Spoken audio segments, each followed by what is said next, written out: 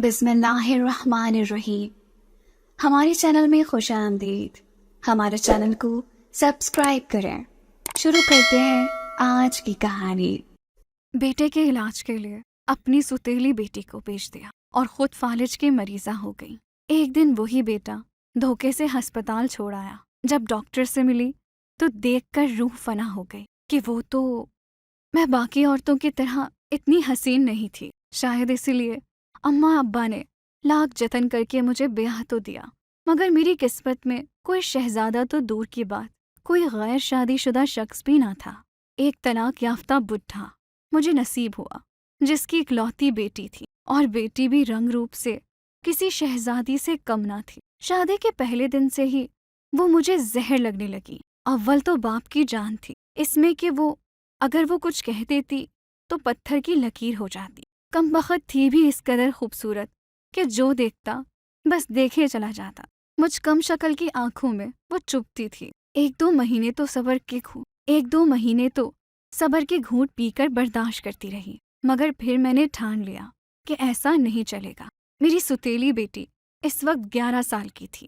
جب اس کا باپ صبح کام کے لیے نکل جاتا تو میں اس کو ڈراتی، دھمکاتی اور گھر کے کام کاج کرواتی تھی۔ کبھی کبھی چھوٹی موٹی جسمانی اذیت دے کر اپنے دل میں لگی حسد کی آگ کو ٹھنڈا کر لیتی۔ میرا خوف اس قدر اس کے دل میں بیٹھ گیا تھا کہ وہ اپنے باپ سے بھی دور دور رہنے لگی اور اس کے کہنے پر بھی اسے کچھ نہ بتاتی۔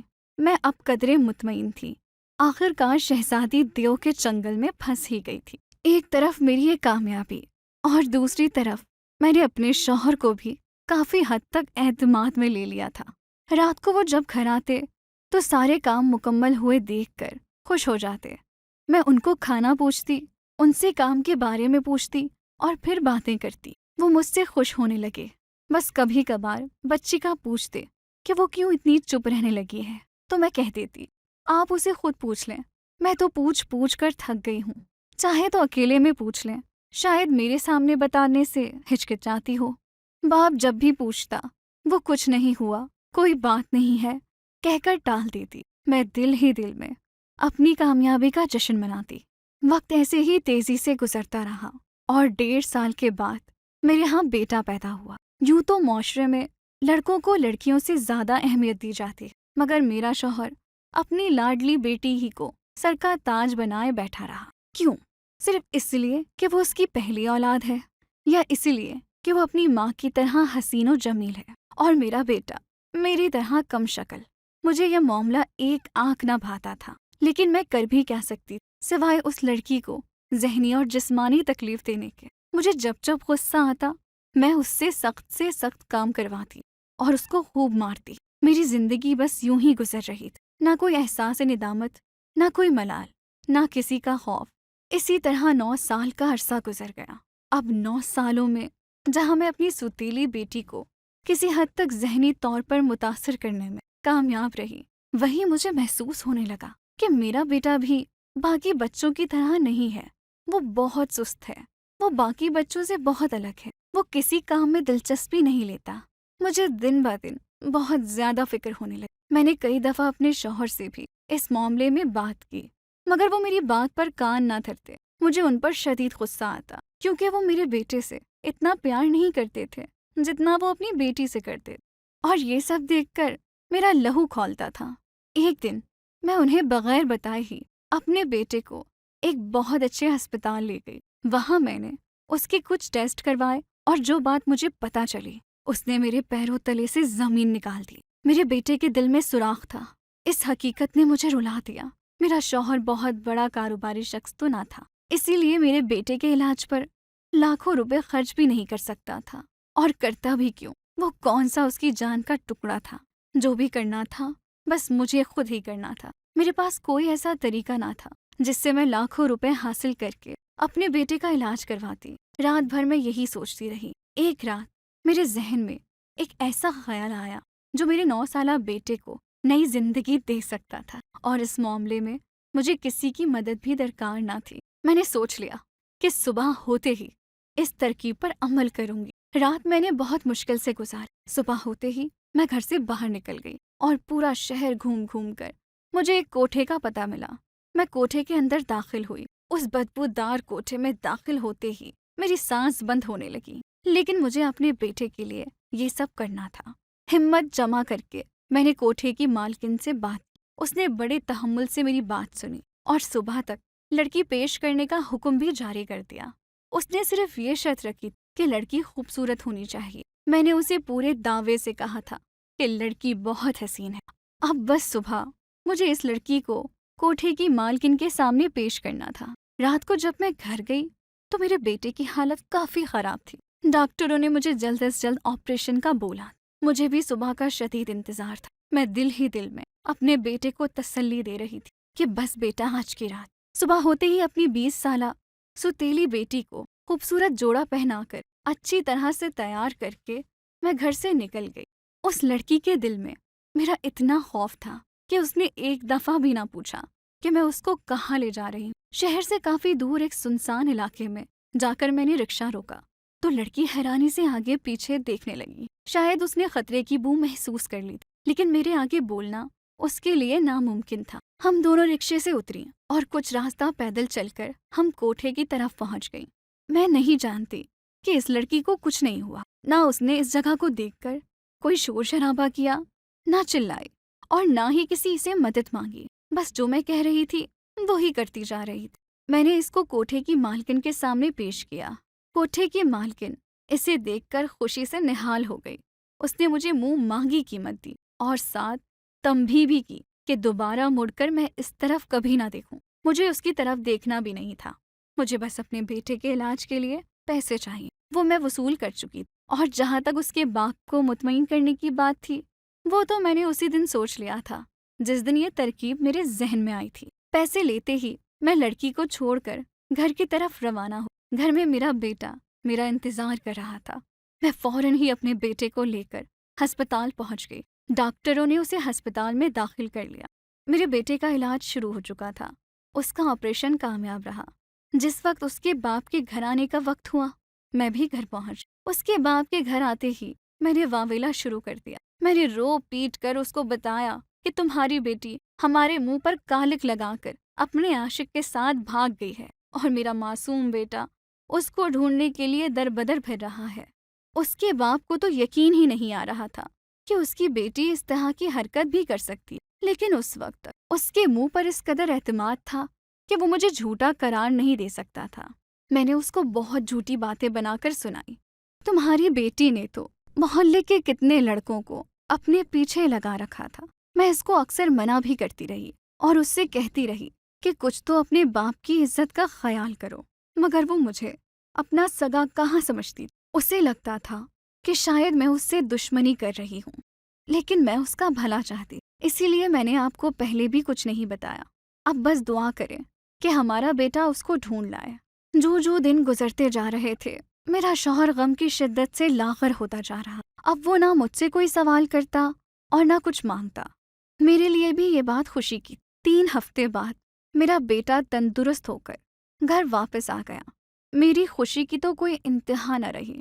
ایک طرف بیٹا صحت مند ہو گیا اور دوسری طرف باپ قریب المرگ تھا۔ میں جانتی تھی کہ اس لڑکی کی جدائی اس کو موت کے قریب لے جائے گی، لیکن کیا کرتی؟ میں بھی تو ماں تھی، دل کے ہاتھوں مجبور تھی۔ آج تک میں نے اپنی ستیلی بیٹی کے ساتھ کون سی نیکی کی جو میں اس معاملے میں اس کے بارے میں سوچتی؟ میرا بیٹا ٹھیک ہو گیا تھا، میرے لیے بس یہی کافی تھا۔ کچھ سال تو میرا شوہر بستر پر ہی رہا اور میں اس کی دیکھ بھال کرتی رہی۔ پھر وہ ایک دن اس دنیا سے چلا گیا۔ مجھے اس کے جانے کا دکھ تھا کیونکہ وہ ایک اچھا شخص تھا۔ وہ میرے ساتھ بھی بہت اچھا رہا تھا۔ اپنے بیٹے کو جوان ہوتا دیکھ کر اس غم میں بہت کمی آ گئی تھی۔ مجھے لگتا تھا کہ میرے بڑھاپے کا سہارا جب میرے پاس ہے تو مجھے کس چیز کا دکھ۔ لیکن میں نے دیکھا کہ باپ کی موت کے بعد میرے بیٹے کی بہت سی حرکتیں بدل گئیں۔ وہ زیادہ وقت گھر سے باہر رہتا تھا۔ آہستہ آہستہ اس نے محلے کے بدماش لڑکوں کے ساتھ دوستی بھی کر لی تھی۔ میں اس کو لاکھ سمجھاتی بجھاتی، مگر وہ میری بات سنتا ہی نہیں تھا، بلکہ وہ میری باتوں سے بہت تنگ آ جاتا تھا۔ جب بھی اس کو کوئی تلقین کرنے لگتی تو مجھے جھاڑ دیتا اور کہتا، بڑھیا تم میرے معاملات میں دخل نہ دیا کرو۔ اب تو مجھے اسے سمجھاتے ہوئے بھی ڈر لگتا کیونکہ وہ اس قدر بے خوف ہو گیا تھا کہ میرے ایک دفعہ سمجھانے پر وہ باورچی خانے سے چھری نکال لایا۔ اس نے وہ چھری میرے گلے پر رکھ دی اور کہا کہ اب بولو۔ میرا دل خون کے آنسو رونے لگا۔ یہ تھی میری ساری زندگی کی کمائی، اس لیے کہ میں نے اپنے شوہر اور اس کی بیٹی کو موت کے گھاٹ اتار دیا۔ احساس ندامت نے میرے دل کو چھلنی کر کے رکھ دیا۔ مجھے اپنے ہی بیٹے سے نفرت ہونے لگی۔ میں بس یہی سوچتی رہتی کہ اس کے لیے میں نے کیا کچھ نہیں کیا اور یہ میری جان لینے پر تلا ہوا۔ میرا بولنا اس قدر ناگوار گزرتا ہے کہ وہ ہمیشہ کے لیے میری زبان بند کر دینا چاہتا ہے۔ میں کئی دن بھوکی پڑی رہتی، وہ کبھی آ کر مجھے پوچھتا بھی نہیں تھا۔ ان دنوں مجھے اپنے کیے پر بہت شرمندگی ہو رہی۔ میں ہر وقت اپنے شوہر اور اس کی بیٹی کے بارے میں سوچتی رہتی۔ مجھے لگتا تھا کہ شاید اس کی بیٹی کی بد دعاؤں کا ہی نتیجہ ہے جو میں اس حال میں پہنچی ہوں۔ انہی سوچوں اور کمزوری نے مجھے اس حال تک پہنچا دیا کہ مجھے فالج کا اٹیک آ گیا۔ اب تو میں اپنے بیٹے پر اور بوجھ بن گئی۔ وہ تو میری چارپائی کی طرف دیکھنا بھی پسند نہ کرتا تھا۔ میرا وجود آہستہ آہستہ بے جان ہو رہا تھا۔ ایک دن میرا بیٹا بڑی محبت کے ساتھ میرے پاس آ کر بیٹھا۔ اس نے مجھے بولا کہ اماں، مجھے تمہاری حالت دیکھ کر میرا دل بہت دکھتا ہے، اس لیے میں چاہتا ہوں کہ میں جلد از جلد تمہارا علاج کرواؤں اور تم پہلے کی طرح چلنے پھرنے لگو۔ میں نے اپنے بیٹے کو سینے سے لگا لیا۔ جو بھی تھا تو وہ میرا اپنا خون ہی۔ وہ میری پرواہ کرتا تھا لیکن مجھے بتاتا نہیں تھا۔ میں بہت خوش ہوئی، یہی سوچتی رہی کہ اس کو میرا کس قدر خیال۔ ایک میں تھی کہ جو اس کو کوستی رہتی۔ صبح ہوتے ہی وہ مجھے لے کر سرکاری ہسپتال پہنچ گیا۔ وہ مجھے ایک ویل چیئر پر بٹھا کر خود ڈاکٹر کا پتہ کرنے کے لیے پہنچ گیا۔ میں کئی گھنٹے اس کا انتظار کرتی رہی لیکن مجھے جلد ہی محسوس ہو گیا کہ وہ مجھے یہاں تنہا چھوڑ کر چلا گیا ہے۔ ہر گزرتے لمحے کے ساتھ میرا دل ڈوبنے لگا، لیکن شاید میں ہی غلط تھی یا شاید بے وقوف تھی جو اپنے ایسے بیٹے پر اعتماد کر کے اس کے ساتھ چلی آئی۔ جو بھی تھا یہ میرے اپنے کیے کا ہی انجام۔ کئی لوگ اور اسپتال کا عملہ بھی مجھے وہاں کافی دیر بیٹھا دیکھ کر میرے پاس آئے۔ پہلے ایک دو مرتبہ تو میں نے انہیں بتایا کہ میں اپنے بیٹے کے ساتھ آئی ہوں اور میرا بیٹا ڈاکٹروں سے بات کرنے گیا ہے، لیکن حقیقت جو ہی مجھ پر کھلی، میں نے ایک نرس کو بلا کر سارا معاملہ بتایا۔ اس نے میرے ساتھ ہمدردی کا اظہار کیا۔ اس نے مجھے بتایا کہ اس ہسپتال میں ایسے بہت سے لوگوں کا علاج ہوتا ہے جن کا کوئی وارث نہیں ہوتا، کیونکہ یہاں پر ایک بہت رحم دل ڈاکٹر ہیں جو بغیر معاوضے کے ہی غریبوں اور لاوارثوں کا علاج کرتی ہیں۔ میرے دل میں ایک آس پیدا ہوئی۔ اسی دن مجھے ہسپتال کے ساتھ بنے چھوٹے سے کوارٹر میں رکھا گیا، کیونکہ آج کے دن مریضوں کی تعداد بہت زیادہ تھی، اس لیے میرا چیک اپ کل ہونا تھا۔ میں ساری رات اس ڈاکٹر کو لاکھوں کروڑوں دعائیں دیتی رہی اور میں سوچتی رہی کہ دنیا میں کتنے اچھے لوگ بھی اللہ نے بنائے ہیں جو صرف دوسروں کے لیے جیتے ہیں۔ صبح ہوتے ہی مجھے ڈاکٹر کے پاس چیک اپ کے لیے جانا تھا۔ ہسپتال سے ایک نرس آئی اور وہ مجھے لے کر ہسپتال پہنچ گئی۔ 2-3 مریضوں کے بعد اب میری باری تھی۔ مجھے ویل چیئر پر بٹھا کر پیچھے نرس میری ویل چیئر گھسیٹ رہی۔ جو ہی ڈاکٹر کے کمرے کا دروازہ کھلا، میری روح کانپ گئی۔ ڈاکٹر کی کرسی پر میری سوتیلی بیٹی بیٹھی ہوئی تھی۔ مجھے دیکھتے ہی اس کے چہرے پر ایک رنگ آتا اور ایک جاتا رہا۔ یقیناً وہ مجھے دیکھ کر حیران ہوئی تھی۔ نرس نے میری ویل چیئر ڈاکٹر کی ٹیبل کے قریب اور ڈاکٹر نے اسے باہر جانے کا اشارہ کر دیا۔ میرا دل چاہ رہا تھا کہ زمین پھٹے اور میں اس میں سما جاؤں۔ میں اس سے آنکھیں نہیں ملا پا رہی تھی اور اسی گھڑی مجھے یقین ہو گیا تھا کہ کبھی بھی میرا علاج نہیں کرے گی، لیکن ڈاکٹر نے بہت اطمینان اور تسلی سے میرا چیک اپ کیا۔ ماضی کی کوئی بات نہ دہرائی۔ میں انتظار کرتی رہی کہ وہ مجھے کچھ کہے، کوسے، تانے دے، سزا سنائے، مگر وہ کچھ نہ بولے۔ کئی مہینے میرا علاج چلتا رہا۔ اب مجھے اپنے مفلوج جسم میں کچھ جان محسوس ہونے لگی۔ میں سوتے جاگتے، اٹھتے بیٹھتے، چلتے پھرتے بس اس کے لیے دعائیں کرتی رہی۔ جب میں مکمل طور پر صحت یاب ہو گئی تو میں نے ڈاکٹر سے ملنے کی خاص التجا کی۔ آج وہ میرے سامنے بیٹھی تھی اور میں ہاتھ جوڑے بیٹھی تھی۔ اس نے کہا کہ آپ نے اپنے کیے کی سزا بھگت لی اور آپ کی حالت دیکھ کر میں جان چکی ہوں، لیکن جب اللہ بچانا چاہے تو کوئی اسے نقصان نہیں پہنچا سکتا۔ جس دن آپ مجھے کوٹھے پر چھوڑ کر آئی تھی، ایک رحم دل شخص آیا تھا۔ وہ مجھے اپنے ساتھ لے گیا۔ اس نے میرے ساتھ نکاح کی، مجھے پڑھایا لکھایا اور آج میں آپ کے سامنے بیٹھی ہوں۔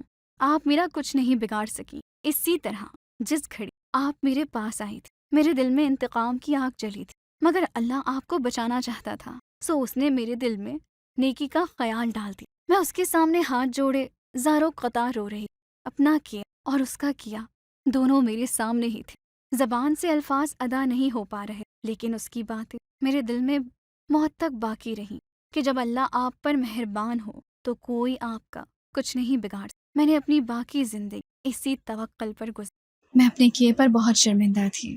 اپنی سوتیلی بیٹی سے ہاتھ جوڑ کر کئی بار معافی مانگ چکی تھی۔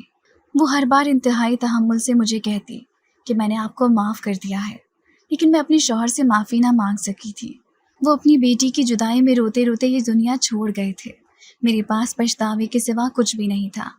ہسپتال میں علاج تھا تو چھت میسر تھی، لیکن اب میری صحت بہتر ہو رہی تھی۔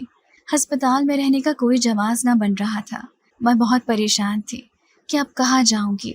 اتنا تو مجھے یقین تھا کہ اگر اپنے بیٹے کے پاس جاؤں گی تو وہ مجھے کبھی بھی اپنے گھر میں داخل نہ ہونے دے گا۔ مجھے ہسپتال سے فارغ کر دیا گیا تھا اور میں ایک کونے میں بیٹھی یہی سوچ رہی تھی کہ میں کہاں جا سکتی ہوں، کیونکہ کوئی ٹھکانہ نہ تھا۔ اسی سوچ کے عالم میں بیٹھی ہوئی تھی جب ایک شخص میرے پاس آیا۔ وہ ڈرائیونگ کی وردی میں ملبوس تھا۔ میری طرف دیکھتے ہوئے کہنے لگا، آپ میرے ساتھ چلیں، میں آپ کو آپ کے گھر پہنچا دیتا ہوں۔ ڈرائیور کی یہ بات سن کر میں کچھ پریشان ہو گئی اور انتہائی دکھی لہجے سے کہا، میرا تو کوئی گھر نہیں۔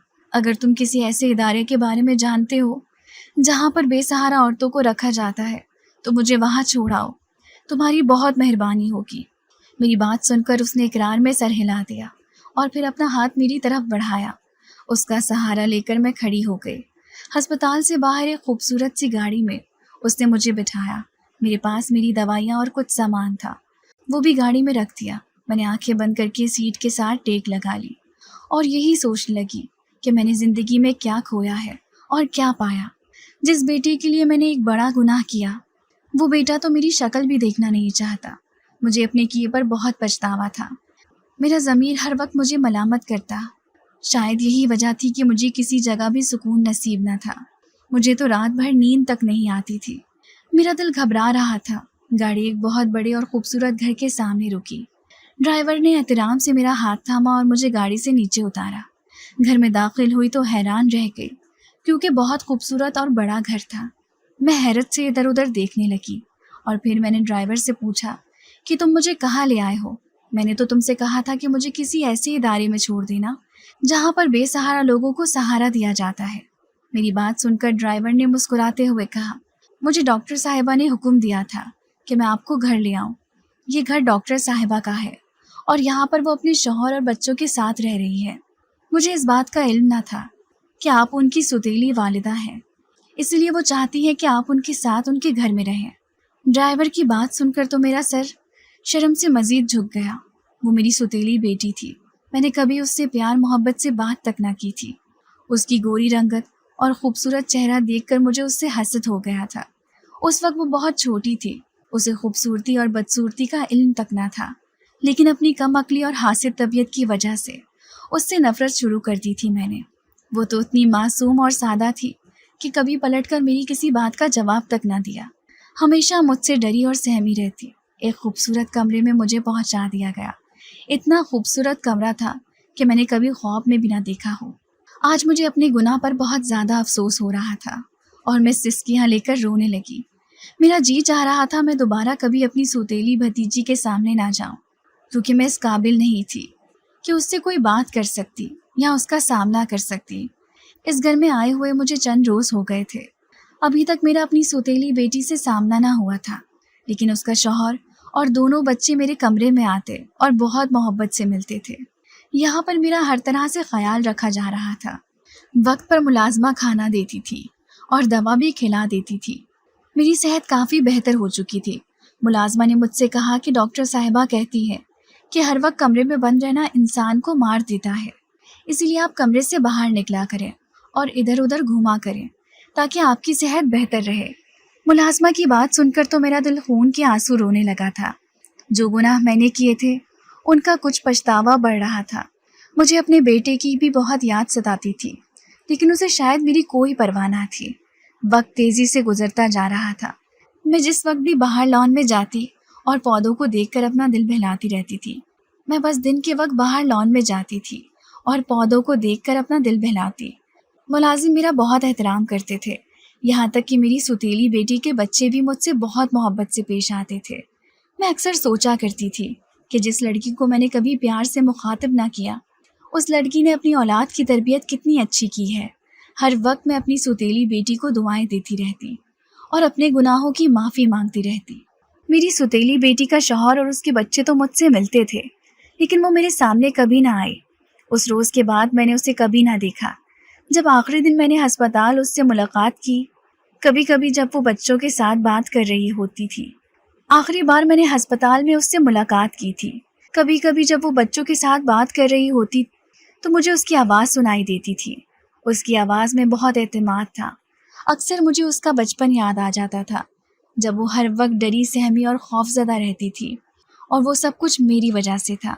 میں نے اس کے ساتھ بہت ظلم کیا تھا، لیکن اس کے صبر کی وجہ سے اللہ تعالیٰ نے اسے آج کا دن دکھایا کہ اس کی زندگی میں سکون ہی سکون، صحت مند اولاد، انتہائی محبت کرنے والا شوہر ہے، جبکہ اس کے مقابلے میں میرے لیے ایک پل بھی سکون نہ تھا. میں اپنے بیٹی کی یاد میں ہر وقت کھوئی رہتی تھی. وہ جیسا بھی تھا میری اکلوتی اولاد تھا. آج بہت روز کے بعد جب سورج نکلا تو میں باہر لان میں بیٹھی ہوئی تھی. اچانک ہی میری سوتیلی بیٹی میرے سامنے آ کر کھڑی ہو گئی. میں اسے بہت عرصے کے بعد دیکھ رہی تھی. وہ میری طرف دیکھ کر مسکرانے لگی اور مسکراتے ہوئے مجھ سے پوچھا، آپ کو یہاں پر کوئی تکلیف تو نہیں؟ میں نے پوری کوشش کی ہے کہ آپ کو یہاں پر کوئی تکلیف نہ ہو. وہ انتہائی اجنبی لہجے سے پوچھ رہی تھی. اس کے لہجے کی عظمت مجھے محسوس ہو رہی تھی. میں نے آنسو بھری آنکھوں سے اقرار میں سر ہلا دیا اور روتے ہوئے جواب دیا، مجھے یہاں پر کوئی تکلیف نہیں، لیکن اس گھر میں رہتے ہوئے میرا ضمیر مجھے کسی پل چین سے نہیں رہنے دیتا. میری بات سن کر وہ مسکرانے لگی اور مسکراتے ہوئے کہا، میں یہی چاہتی تھی کہ آپ کبھی سکون سے نہ رہ سکے. آپ کو ہر پل یاد آئے کہ آپ نے میرے ساتھ کیا کیا. آپ کا گناہ کبھی چین نہ لینے دے. انتہائی تلخ لہجے سے کہتی ہوئی وہ جا چکی تھی. وہ سچ ہی کہہ کر گئی تھی. ایک پل کا سکون اور چین بھی مجھے نہیں ملتا تھا. میرے گناہ مجھے سونے ہی نہیں دیتے تھے، لیکن میرے ساتھ جو ہوا بالکل ٹھیک ہوا. میں ایسی زندگی کی حقدار تھی.